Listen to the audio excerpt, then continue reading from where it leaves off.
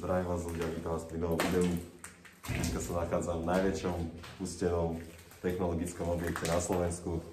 No vlastne poďme sa pozrieť, čo nám toto podzemné kráľovstvo ukrýva. Neverím, že sme sa sem dostali, mnohí hovorili, tu sa už nedá dostať, už je to zavreté, nefunguje elektrika. A prídeme sem my, no a zistíme, kde je pravda. Poďme sa pozrieť, čo sa nám tu ukrýva. Ja neviem, kde mám začať, je to tu fakt obrovské, má tu dokonca 2 poschodia. Takže začnem asi tak niekde, no a budete pozerať, že aj takéto objekty máme na Slovensku. Poďme na to. Takže tu vidíte už rozdiel v tých dverách, ja vám to ukážem trošku tak z boku.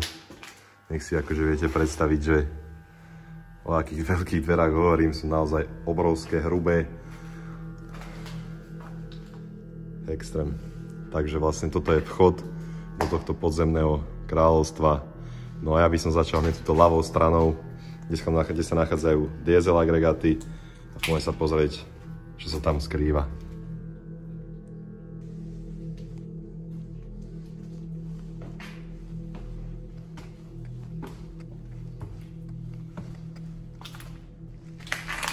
Pozrite sa na to.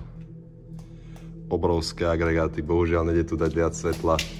Vidíte, niektoré proste takto už iba dožívajú, ale toto je asi fakt, že 2 najväčšie agregáty, aké som na Urbexe videl. Obrovské, fakt obrovské. Pozrite sa na to. Brutálne.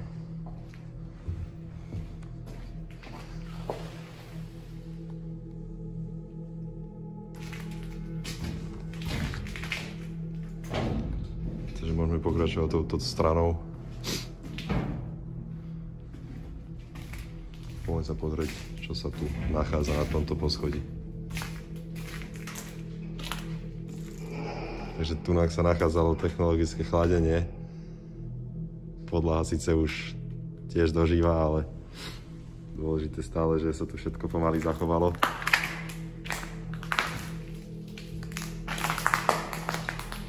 Všetko proste nové stroje.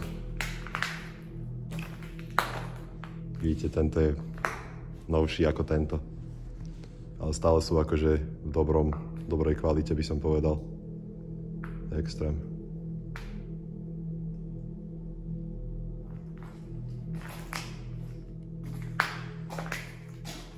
Tam zase nejaké ďalšie stroje. Ideme ďalej.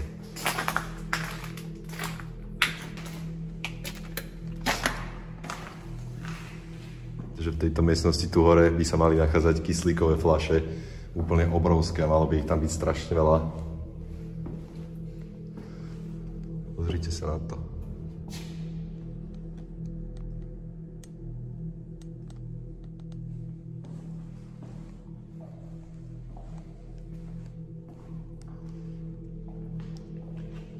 Tam sa dá ísť dokonca aj hore, keby ste ich chceli vypúšťať alebo napúšťať. Extrémne echo tu je, ozvena. No a takisto tieto klasické bunkrové dvere. Poďme ďalej.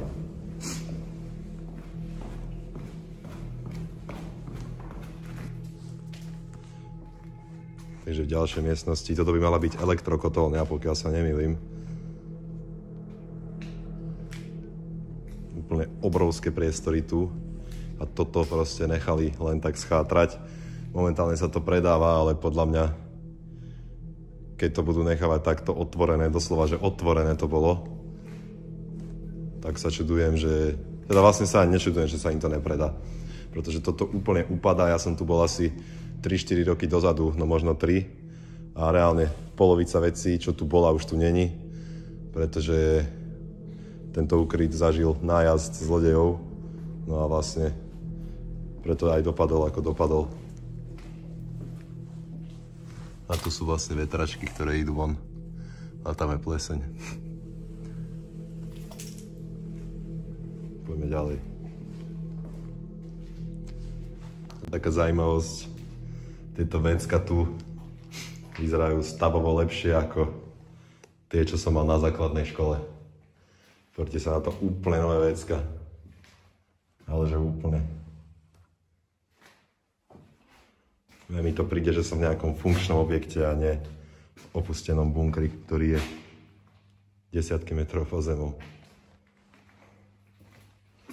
No a vlastne takto vyzerá tá hlavná chodba. Tam sú tie obrovské dvere, ktoré vám ešte ukážem zblízka.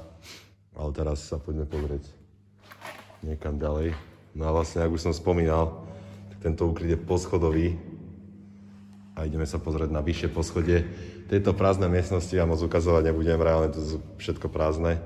Takže ja vám chcem ukázať to najdôležitejšie z tohto miesta, aby vás to aj bavilo pozerať. Takže ako som spomínal, tento úkryt bol veľakrát vykradnutý. Veľakrát sa to proste lútilo vo veľkom. Teraz som si všimol, že rôzne predmety, ako ten protipožiarny oblek alebo niečo takéto, proste, že majú položené rovno pri východe. Takže možno, že sa preň vrátia, alebo ja neviem, reálne zlodeji to tu okúpili celé. Ale ostalo tu skoro, ne že skoro všetko, ale väčšina tu ostala zatiaľ. Takže uvidíme, ako sa tento úkryt bude vyvíjať časom ďalej. Hádam sa tomu nejako zabráni. Takže mal som tu technické problémy s kamerou, ale už by to malo byť všetko vyriešené. No a vlastne poďme sa pozrieť ďalej, čo sa tu nachádza. Tu som už bol, tam nebolo nič také zaujímavé. Poďme sa pozrieť do tejto kontrolnej miestnosti a tam vám ukážem aj ten protipožiarny oblek, ktorý sa tu asi najviac vykradol.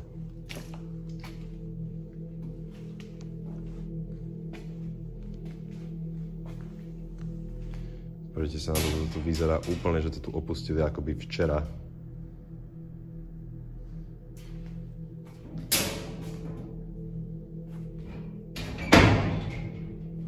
Aj všetko to tu podo mnou praska, búcha. Stúpam tu na takéto plechy. Pozrite sa na tie skrinky. Všetko tu svieti, funguje. Ako niečo takéto môžu nechať hen tak schátrať.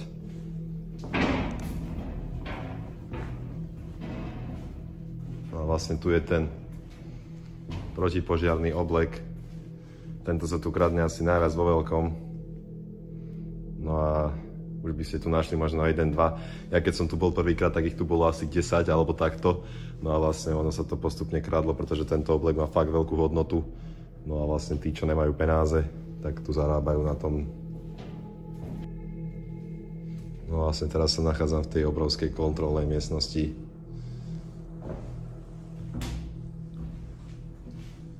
Extrém.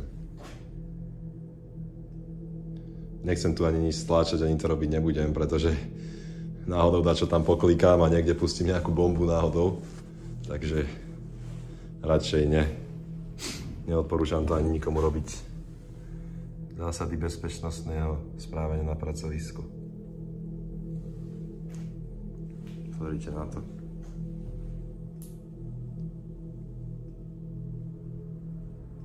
Extrém.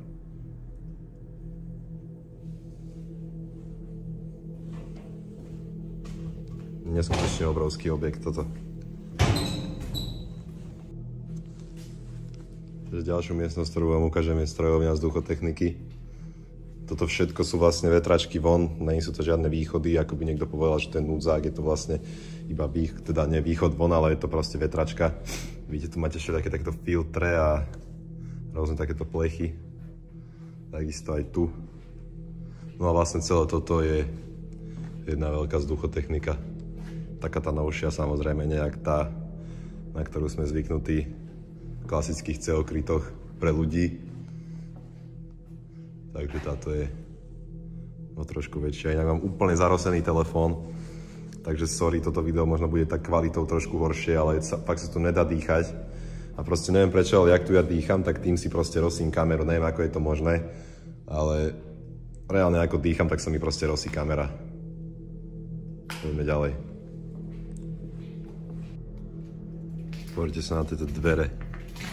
Už som vám ich síce raz ukazoval, ale to je úplne iný mechanizmus. Takže to horné koliečko, toto horné, slúži vlastne ako taká kľúčka. Ono sa vlastne toto potom vysunie, tu je taká gulička, alebo jak by som to nazval. A tam sa to vlastne takto strčí, aby sa tie dvere už nedali otvoriť. a to dolné slúži na pohyb tých dverí, aby ste ich akože vedeli zatvoriť. Takže tak.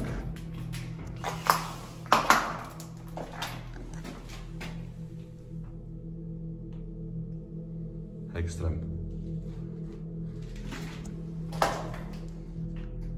Všetko nejak pod nejakým alarmom to vyzerá, tieto dvierka. Radšej si to obídem. Východ.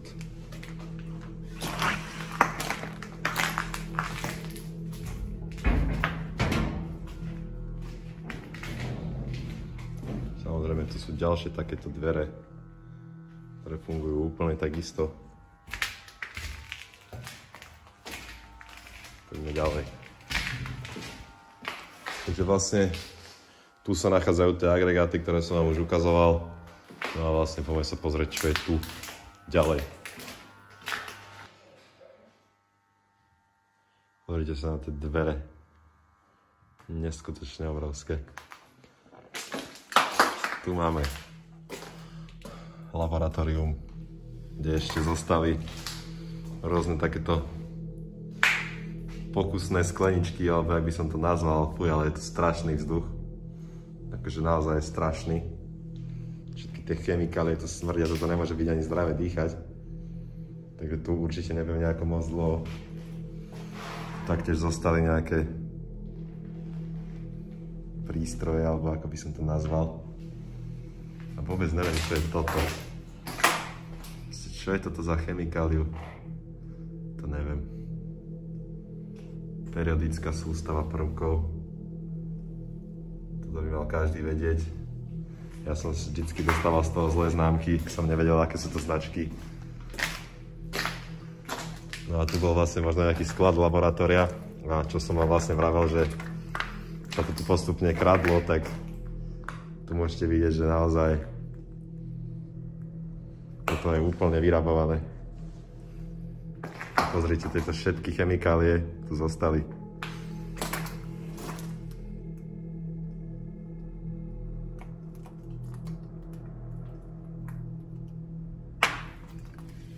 Kyselina, chlorovodíková, amoniak. Ešte, že tu není kyanit alebo niečo podobné. Že by tu nabehli policajti ako do hnúšte a všetko by to tu museli pobrať.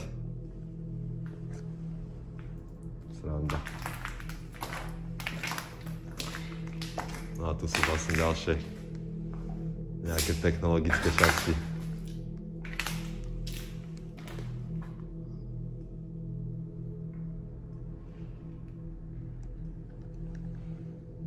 Demižon. Škoda, že tam nemajú víno alebo nejaké domáce. Na cestu domov by sa zišlo. Takže vlastne tuto, kde vidíte všetky tieto protiplynové predsene a podobné, tak vlastne tuto bolo ako keby, neviem ako to vám nazvať, taký služobný vchod, alebo ako by som to nazval. Vlastne tam to chodili ľudia a cez tieto veľké dvere podľa mňa len presúvali nejaký materiál alebo podobné. Takže vlastne toto bol taký vstup oficiálny, alebo ako by som to nazval. No a tu máme v podstate ďalšie nejaké prístroje, ktoré vôbec neviem, čo robia. To vlastne bolo... Aha, takže toto vlastne svietilo, keď niekto chcel ísť donútra. A tu vlastne máte nakreslené, či sú dvere otvorené, zatvorené. Tu ich môžete odblokovať, ja to samozrejme stlačať nebudem. Takže toto boli vlastne takéto kontrolné miestnosti. Tu možno sedel nejaký strážnik alebo niekto, kto tu mal všetko na starosti a vlastne tuto púšťa ľudí dnu a podobne. Zase nejaké prístroje. Všetko to má nejaké čísla. Ak sa niekto vyzná, že čo je toto, tak mi to napíšte do komentáru, lebo to ma naozaj zaujíma. Jak je to všetko očíslované.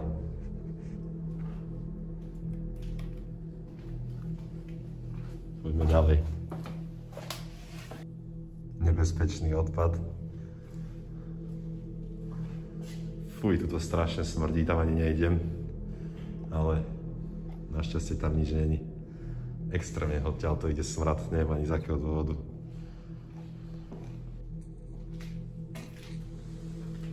Reléová automatika. Takže toto tu všetko je pootvárané.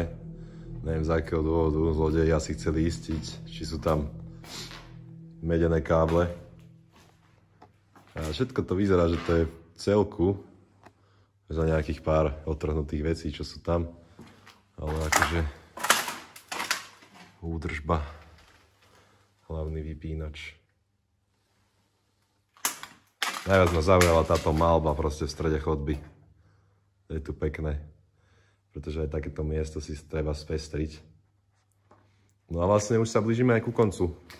Takže chlapci, toto bolo z tohto miesta pomaly všetko. Samozrejme je tu strašne veľa prázdnych miestností a rôznych miestností, kde nejde elektrika, nič v nich není. Tu vám ukazovať nebudem, pretože to je nuda sa na to pozerať. No a vlastne kde inde než v tejto miestnosti veliteľskej by som ukončil toto video. Takže like, odber, zdieľaj, vidíme sa pri ďalšom videu. Čaute.